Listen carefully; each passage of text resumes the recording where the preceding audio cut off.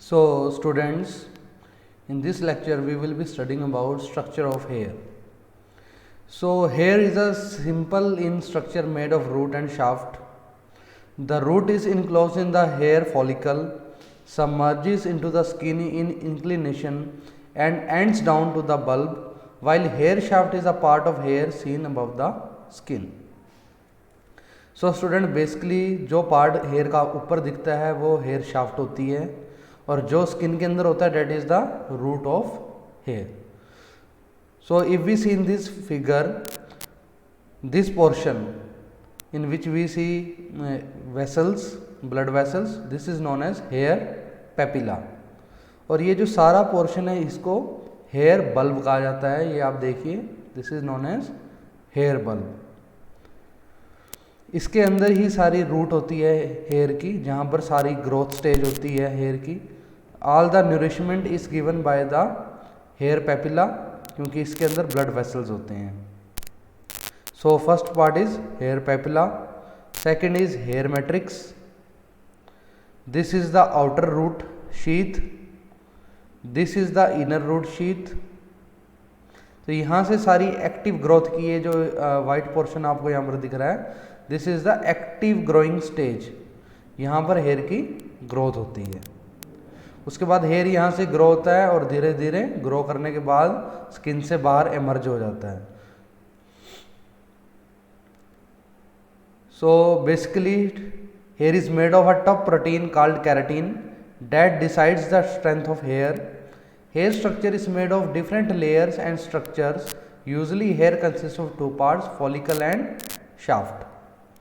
The hair follicle is the center of the biological activity like hair growth, pigmentation, whereas the hair shaft is considered to be dead and is mainly made of protein. तो जो आपकी follicle है वो living होती है और shaft होती है वो dead होती है. So hair follicle is the point from which the hair grows. It is club shaped structure in the skin. At the end of follicle is a network of blood vessels that supply nutrient to feed the hair and help it grow. This is called papilla. Surrounding the papilla is a bulb. The hair bulb forms the base of hair follicle. तो papilla के आसपास जो जगह होती है उसको bulb कहा जाता है. In hair bulb living cells divide and grow to build the hair shaft. तो ये जो हेयर बल्ब है इसके अंदर जो ग्रोइंग यहाँ पर सेल्स होते हैं जिससे हेयर बनना है. यहीं पर सारी बायोलॉजिकल एक्टिविटी होती है हेयर बल्ब के अंदर. ये जो सारा पोर्शन आपको दिख रहा है इसके अंदर.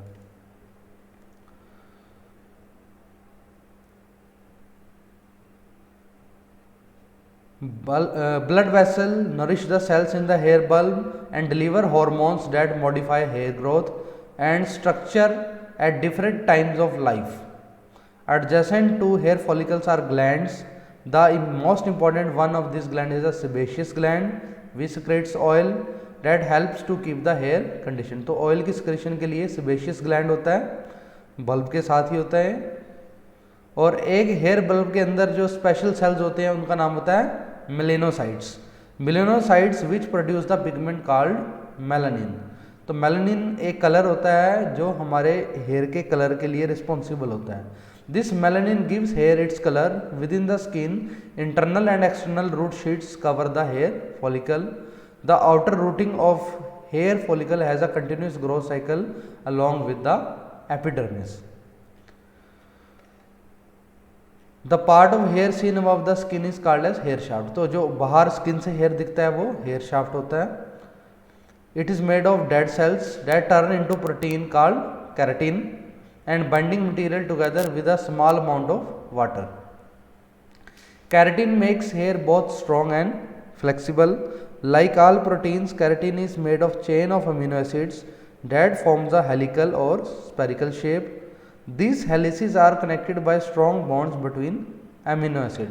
तो आपस में बॉन्डिंग होती है केराटिन की. तो ये चेन ऑफ अमीनो एसिड से बनती है. हेलिकल शेप भी होती है इसकी जिसको स्पाइरल भी कह दिया जाता है.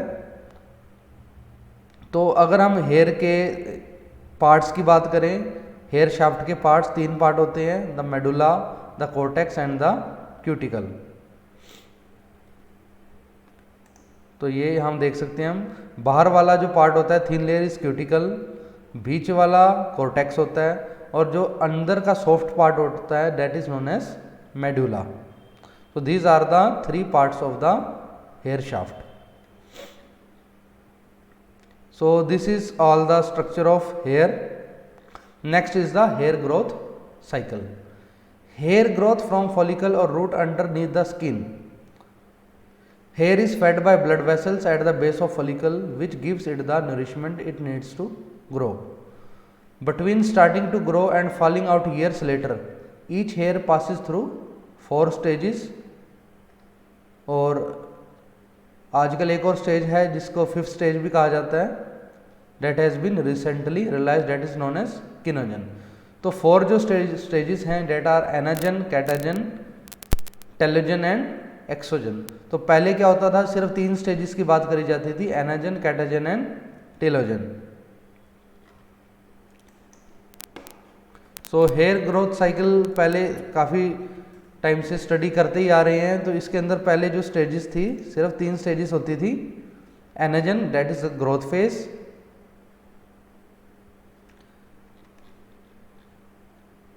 Anagen then catagen then telogen then return to anagen. तो ये फेसेस थे इसके ग्रोथ के. तो anagen is the growing phase. The first stage is called the anagen stage and lasts approximately 1000 days to 7 years. Asian जो होते हैं उनके अंदर 7 years तक की हो सकती है, with the hair being able to grow to 1 meter. तो जब तक हेयर की लेंथ बढ़ रही है, जब तक वो ग्रो कर रहा है, पेपिला में स्टार्ट होके और स्किन के बाहर आने के बाद भी जितना समय तक वो ग्रो करता रहता है, that is known as the anagen phase. The span at which the hair remains in this stage of growth is determined by the genetics. The longer the hair stays in the anagen phase, the longer it will grow. During this phase, the cell in papilla divide to produce new hair fibers and follicles buries into the dermal layer of the skin to nourish the strand. तो जो follicle होती है वो dermal layer के अंदर भरी हो जाती है, उसमें जुड़ जाती है ताकि उसको नरिशमेंट मिलती रहे. About 85% of hair on one's head are in the anagen phase. तो anagen phase is the growing phase. एक बार हेयर की पूरी लेंथ होगी जितनी उसकी होनी है, then the phase come that is known as the catagen phase. At the end of anagen phase, hair enters the catagen phase. It is a short transitional phase that lasts approximately 10 days. The first sign of catagen is the cessation of melanin production in the hair bulb and apoptosis of follicular melanocytes. तो apoptosis का मतलब होता है programmed cell death. तो जो follicular melanocytes हैं, जो melanin pigment बनाते हैं सेल्स, उनकी डेथ हो जाती है. तो ये फर्स्ट साइन होता है. The catagen phase, also known as transitional phase, allows the follicle to renew itself. क्योंकि अब फॉलिकल ने एक ग्रोइंग सेल स्टेज से एक डेथ स्टेज में जाना है और उसके बाद फिर शेडिंग होने के बाद फिर दोबारा से ग्रो करना है, तो इसको इसलिए एक जो ट्रांजिशनल फेज भी कहा जाता है. During this time which last about 2 weeks, the hair follicle shrinks due to disintegration and papilla detaches and rest, cutting the hair strand off from its nourishing blood supply. तो जो papilla होता है वो नीचे से कट ऑफ हो जाता है ब्लड वेसल से, तो उसको अब नई न्यूरिशमेंट मिलनी बंद हो जाती है. Ultimately the follicle is 1/6 its original length. तो लेंथ है वो कम हो जाती है फॉलिकल की, causing the hair shaft to be pushed upward. तो हेयर शाफ्ट है बाहर निकलनी स्टार्ट हो जाती है. While hair is not growing during this phase, the length of terminal fibre increases when the follicle pushes them upward. अब बढ़ तो नहीं रहे होते पर फिर भी थोड़ी लेंथ बढ़ जाती है क्योंकि फॉलिकल में से थोड़ा हेयर बाहर आ जाता है.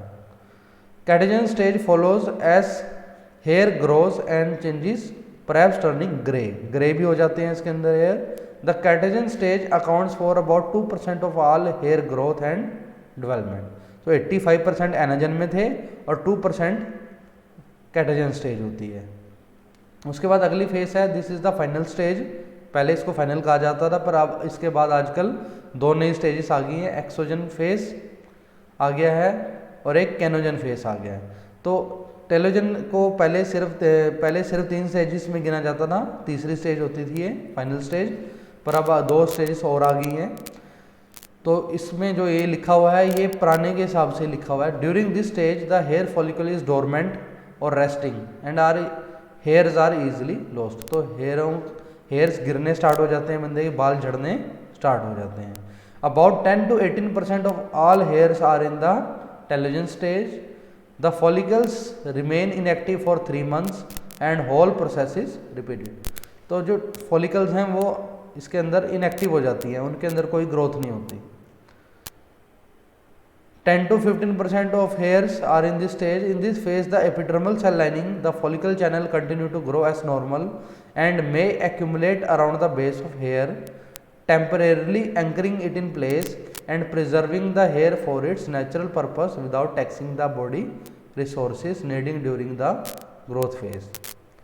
तो इसमें क्या होता है कि इसमें जो हेयर है वो जुड़ा तो रहता है बॉडी के साथ, पर बॉडी से कोई न्यूट्रिशन नहीं लेता, इसलिए बॉडी के ऊपर कोई उसका कोई टैक्सिंग नहीं होती, मतलब रिसोर्सेज बॉडी की यूज नहीं होती। At some point the follicle will begin to grow again, softening the anchor point of the shaft initially. तो जहाँ पर शाफ्ट जुड़ी हुई है, क्योंकि अब उतनी डीप तो नहीं रही है, टेलोजन फेस में ऊपर आ गई है, पर फिर भी ये जुड़ी हुई है, तो ये जो एंकरिंग पॉइंट है इसका, जहाँ पर शाफ्ट रूट से जुड़ी हुई है, वो सॉफ्ट हो जाता है।